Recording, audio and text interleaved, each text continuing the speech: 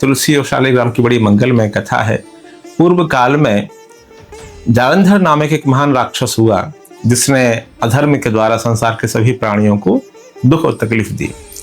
संसार में धर्म से ही संसार चलता है। जहाँ धर्म नहीं, जहाँ व्यवस्था नहीं, वहाँ भगवान की सेवा पूजा पाठ नहीं, वहाँ सिर्फ दुख और कष्ट की प्राप्ति होती है। देवता भगवान श्री विष्णु जी के पास गए, जाकर निवेदन किया, महाराज ये जालंधर बहुत कष्ट दे रहा है। भगवान जानते थे इसकी पत्नी जो वृंदा है इसके पास तप है। भगवान देवताओं का आशीर्वाद देते हैं कि हाँ मैं अवश्य संसार की रक्षा करने के लिए इसका वध करता हूं। भगवान ने क्या किया कि जो उसका पति था जालंधर, एक योग माया से मरा हुआ शव उसके आंगन में फेंकवा दिया।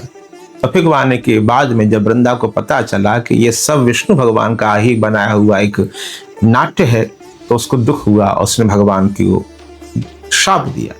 वो कहती है कि आपने ऐसा क्यों किया?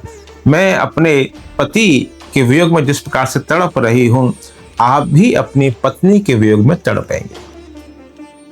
भक्त ने भगवान को श्राप दिया, वृंदा ने भगवान को श्राप दिया कि आप भी मृत्यु लोक में जाकर के अपने पत्नी के वियोग में तड़पेंगे। तो भगवान श्री राम अवतार में राम जी सीता जी के लिए तड़पते। एक कथा आती। दूसरी बात, भगवान कहते हैं देवी ये सब कुछ मैंने संसार के हित के लिए किया है और आप मुझे लक्ष्मी से भी अधिक प्रिय हो। वृंदा ने कहा कि आप पाषाण रूप में हो जाएं, आपके अंदर हृदय नहीं है, आपके अंदर दया से आप धर्म नहीं है, दया नहीं है।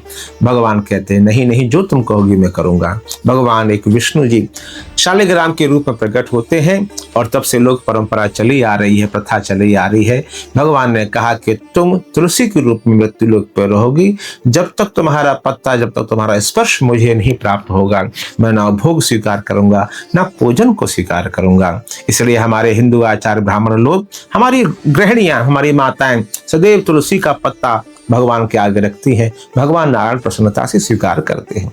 और भगवान ने कहा जो लोग कार्तिक मास की एकादशी के समय के आसपास में तुलसी विवाह करते हैं, मेरे द्वारा उनको मंगल आशीर्वाद प्राप्त होता है और वो सभी लोग वैकुंठ धाम में आते हैं। इसलिए तुलसी शालिग्राम शिला की जो कथा है वो ये है कि भगवान अपने भक्तों से बहुत प्रेम करते हैं। हमें ये इन प्रकार से परमात्मा के नाम का सुमरन करना चाहिए ताकि भगवान हमारे लिए मंगल आशीर्वाद प्रदान कर सकें। सभी के लिए बहुत बहुत शुभकामनाएं।